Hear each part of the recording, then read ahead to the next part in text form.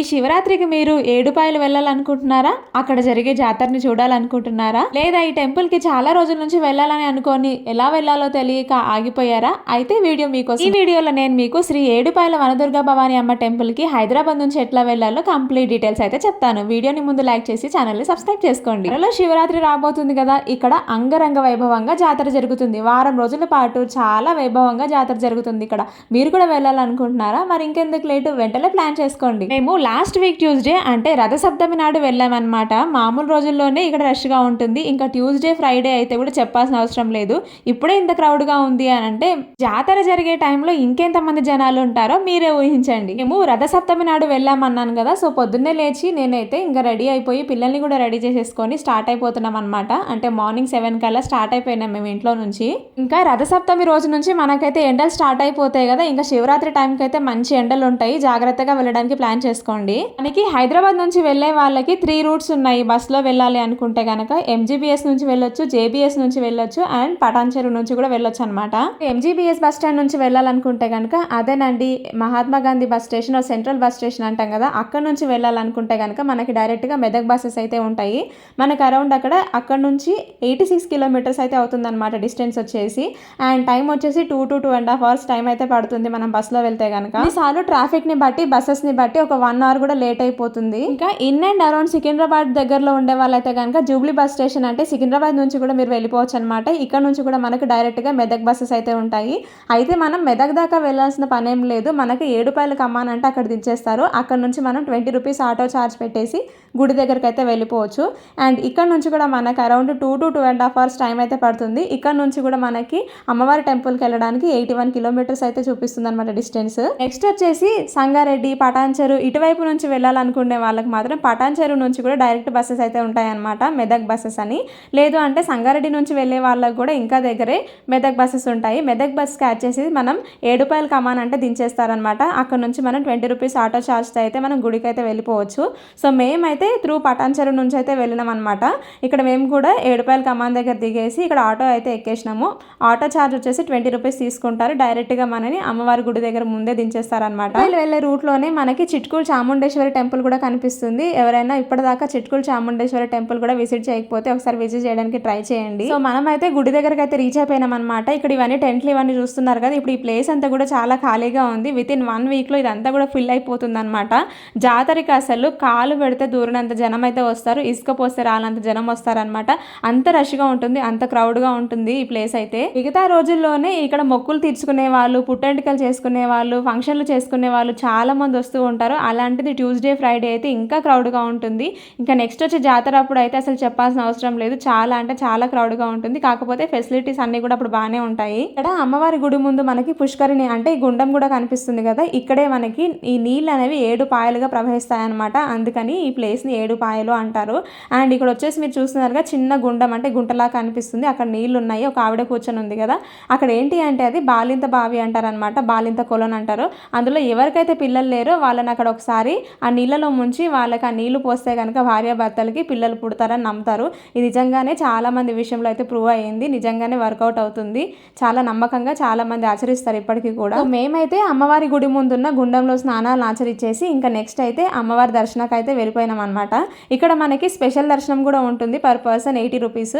అంటే మనకి గర్భగుడిలోకి కూడా ఎంట్రీ ఇస్తారనమాట. అక్కడ మనకి గోత్రనామాలు అన్ని చదివి అర్చన కూడా చేస్తారు. లేదు అనుకుంటే కనుక నార్మల్ దర్శనం కూడా అంటే ఫ్రీ దర్శనానికి కూడా వెళ్ళిపోవచ్చు.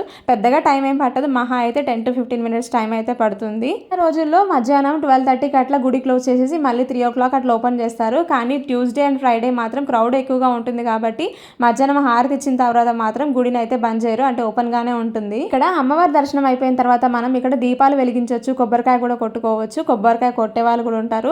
అండ్ ఇక్కడ వచ్చేసి మనం బోనాలు ఇవ్వచ్చు. అమ్మవారికి ఏమైనా మొక్కులు మొక్కుకుంటాం కదా, తలనీలాలు ఇచ్చే వాళ్ళు ఉంటారు, బోనాలు తీసుకొచ్చే వాళ్ళు ఉంటారు, యాటల్ని కోసే వాళ్ళు ఉంటారు, కోళ్ళని కోసే వాళ్ళు ఉంటారు. ఇట్లా మన మొక్కు ప్రకారంగా అయితే మనం మొక్కులు అయితే చెల్లించుకోవచ్చు. మీరు ఇక్కడ చూస్తున్నట్టయితే కనుక అమ్మవారికి మనం బియ్యం పోస్తాం కదా, అప్పుడు అమ్మవారికి వచ్చిన చీరలన్నింటినీ కూడా మళ్ళీ మనకి సేల్ చేస్తున్నారనమాట, వేలం పాటలాగా.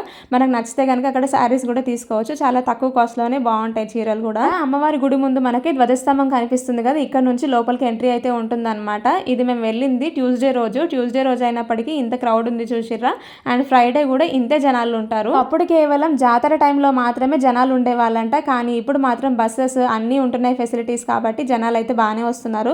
కాకపోతే ఇక్కడ ఒక డ్రాబ్యాక్ ఏంటి అని అంటే మెయింటెనెన్స్ మాత్రం అస్సలు ఉండదు. లో స్నానం చేసిన తర్వాత లేడీస్కి డ్రెస్సెస్ మార్చుకోవడానికి కానీ సేఫ్టీ ప్లేస్ కానీ అసలు ఏది ఉండదు. అసలు మెయిన్గా వాష్రూమ్స్ కూడా ఈ మధ్య ఒకటి కన్స్ట్రక్ట్ చేసినట్టున్నారు కొత్తగా, అండ్ పే అండ్ యూజ్ ఉందన్నమాట. అదైతే బాగానే ఉంది.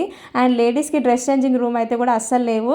అండ్ ఇక్కడ ఎవరైనా ఫంక్షన్స్ చేసుకోవాలన్నా, లేదు పుట్టెంటికలు దావతులు చేసుకోవాలన్నా, ఆటల్ని కోసుకోవాలన్నా కూడా రూమ్స్ కూడా ఉంటాయి అన్నమాట. రూమ్స్ కూడా బుక్ చేసుకోవచ్చు. అతర టైంలో మాత్రం మెయింటెనెన్స్ అయితే చాలా బాగుంటుంది. ఎవ్రీ 100 మీటర్స్కి ఒక వాష్రూమ్స్ అయితే సెటప్ చేస్తారు. వాష్రూమ్స్, డ్రింకింగ్ వాటర్ ఇట్లా మనకి ఫుడ్ కావాల్సిన సంబంధించిన స్టాల్స్ అన్నీ కూడా చాలా ఉంటాయి. ఇక్కడ జాతర టైంలో రావాలి అని అంటే జనాలు అయితే 1 వీక్ ముందు నుంచే వచ్చి ప్లేస్ అయితే ఆక్యుపై చేసుకుంటారనమాట. ఇన్ అండ్ అరౌండ్ ఒక 10 కిలోమీటర్స్ ప్లేస్ అయితే కూడా మొత్తం ఆక్యుపై ఉంటుంది.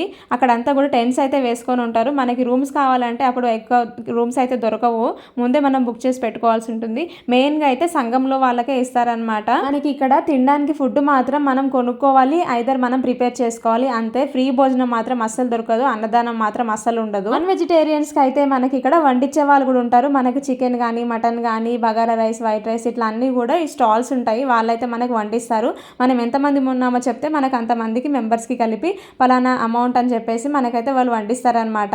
ఆ ఫుడ్ తీసుకెళ్ళి మనం తినొచ్చు. కాకపోతే వెజిటేరియన్స్కి మాత్రం అసలు ఇక్కడ ఫుడ్ మాత్రం దొరకదు, అయితే టిఫిన్స్ మాత్రమే దొరుకుతాయి. లేదు అనుకుంటే కనుక మీరు మళ్ళీ మెయిన్ రోడ్కి వెళ్ళి తినాల్సి ఉంటుంది, ఐదర్ మెదక్ అయినా వెళ్ళాల్సి ఉంటుంది. ఇంట్లో నుంచి బయటికి రాగానే మనకి ఇక్కడ లెఫ్ట్ సైడ్ లో ప్రసాదం కౌంటర్ కూడా ఉంటుంది. పులిహోర ప్యాకెట్ వచ్చేసి 10 రూపీస్, లడ్డు వచ్చేసి 20 రూపీస్ అనమాట. ఇక్కడ చూడండి ఒకసారి, వీళ్ళైతే అమ్మవారికి ఓడిబియ్యం పోస్తున్నారు అనుకుంటా. బియ్యం, ఓడిబియ్యం అన్ని తీసుకొని వెళ్తున్నారు. ఇట్లా మేకల్ని తీసుకెళ్ళి ఇచ్చేవాళ్ళు, కోళ్ళని తీసుకెళ్ళి ఇచ్చేవాళ్ళు, ఓడిబియ్యం ఇచ్చేవాళ్ళు, బోనాలు సమర్పించే వాళ్ళు చాలా మంది ఉంటారు. రోజుకి కొన్ని వేల మంది అయితే ఇక్కడ అమ్మవారి దర్శనం చేసుకొని వందల సంఖ్యలో అయితే అమ్మవారికి మొక్కులు అయితే తీర్చుకుంటూ ఉంటారు. వర్షాకాలంలో అయితే ఇప్పుడు ఇక్కడ మీకు కనిపిస్తున్న గోపురం కూడా కంప్లీట్ గా నీళ్ళలో మునిగిపోయి ఉంటుంది. అమ్మవారి గుడి కూడా మొత్తం కంప్లీట్ గా నీళ్ళలో మునిగిపోతుంది వర్షాకాలం అంతా కూడా. అమ్మవారి గుడి నుంచి మనం ఇట్లా ఈ గోపురం దాటి బయటకు వచ్చేస్తే ఇక్కడ మనకు చాలా స్టాల్స్ కనిపిస్తాయి. మనకు నచ్చిన వస్తువులు అయితే కొనుక్కోవచ్చు. అండ్ ఫుడ్ కావాలంటే కూడా మనకి ఇక్కడ వీళ్ళకి ఆర్డర్ ఇచ్చేస్తే మనం దర్శనం చేసుకొని వచ్చేలోపు మనకైతే నాన్ వెజ్ అయితే వండిచ్చేస్తారనమాట. అయితే మేము రథసప్తమి రోజు వెళ్ళాం కాబట్టి ఆ రోజు నాన్ వెజ్ తినాం కాబట్టి బయట వెళ్ళి తిందాం అనుకున్నాము. కానీ అక్కడ ఎక్కడ కూడా వెజ్ రెస్టారెంట్ కానీ వెజ్ హోటల్స్ కానీ ఏమీ లేవు. ఇంకా మెయిన్ రోడ్కి వచ్చేసి అక్కడైతే ఒక హోటల్లో తిన్నాం కానీ ఫుడ్ మాత్రం అస్సలు అంటే అస్సలు బాగాలేదు. ఎవరైతే నాన్ వెజ్ తినే వాళ్ళు ఉంటారో వాళ్ళకి మాత్రమే ఫుడ్ మాత్రం బాగా దొరుకుతుంది. అక్కడ వెజిటేరియన్స్ మాత్రం ఐదర్ ఫుడ్ ప్రిపేర్ అయినా చేసుకుని వెళ్ళాలి, లేదు అంటే అక్కడ దొరికే పులిహోర ప్రసాదం పొట్లంతో మాత్రమే కడుపు నింపుకోవాలి. అంతకంటే మంచి చాయిస్ మాత్రం ఉండదు. మేము రిటర్న్ అయ్యేటప్పుడు కూడా ఎక్కడైతే కమాన్ దగ్గర దిగామో అక్కడే మళ్ళీ బస్ క్యాచ్ చేసి అయితే మేము ఇంటికైతే వచ్చేస్తున్నాం అనమాట. ఐదర్ మీరు మెదక్ అయినా వెళ్ళొచ్చు, ఆ డైరెక్ట్ మీరు కమాన్ దగ్గర కూడా ఎక్కేసి మళ్ళీ సేమ్ రూట్లో అయితే రావచ్చు అనమాట. వచ్చేటప్పుడు వెళ్ళేటప్పుడు కూడా బస్సెస్ అయితే చాలా క్రౌడ్ ఉన్నాయి. మాకు 7 o'clockకి బయలుదేరితే మళ్ళీ మేము నైట్ ఇంటికి వచ్చేసరికి నైట్ 9 o'clock అయిపోయింది అనమాట. చాలా రష్ ఉండే ఆ రోజు. ఈవెన్ బస్సెస్ కూడా చాలా లేట్గా ఉన్నాయి, ఫుల్ ట్రాఫిక్ కూడా ఉందన్నమాట. సో 1 డేలో అయితే ఈజీగా వెళ్ళి రావచ్చు. కాకపోతే వెహికల్ ఉంటే అయితే ఇంకా ఫాస్ట్గా వెళ్ళి రావచ్చు. బస్సును నమ్ముకుంటే మాత్రం బాగా లేట్ అయిపోతుంది. ఇక్కడికి వెళ్ళాలనుకుంటే మాత్రం లగేజ్, సరుకులు అన్నీ ఎక్కువ ఉంటాయి కాబట్టి ఓన్ వెహికల్ తీసుకెళ్లడం బెస్ట్. మిగతా టైంలో వెళ్ళి రావాలనుకుంటే మాత్రం బస్కి వెళ్ళి రావచ్చు, ఎలాగో ఫ్రీ బస్సెస్ కాబట్టి. మేము కూడా మా పిల్లల పుట్టెంటుకలు ఇక్కడనే తీసినాము. అయితే ఆ ఫంక్షన్ ఎట్లా జరిగింది, ఎట్లా మనం ఇక్కడ రూమ్ అన్ని బుక్ చేసుకోవాలి, కంప్లీట్ వీడియో అయితే మన ఛానల్లో ఉంది. వీడియో కింద డిస్క్రిప్షన్ కూడా ఇస్తాను, ఒకసారి చెక్ చేయండి ఆ వీడియో. సో ఇదన్నమాట ఈరోజు వీడియో నచ్చితే మాత్రం లైక్ చేయండి. ఛానల్ని ఇంకా ఎవరైనా సబ్స్క్రైబ్ చేసుకోకపోతే వెంటనే సబ్స్క్రైబ్ చేసుకోండి. నెక్స్ట్ వీడియోలో మళ్ళీ కలుద్దాం. అంతవరకు టాటా, బై బై.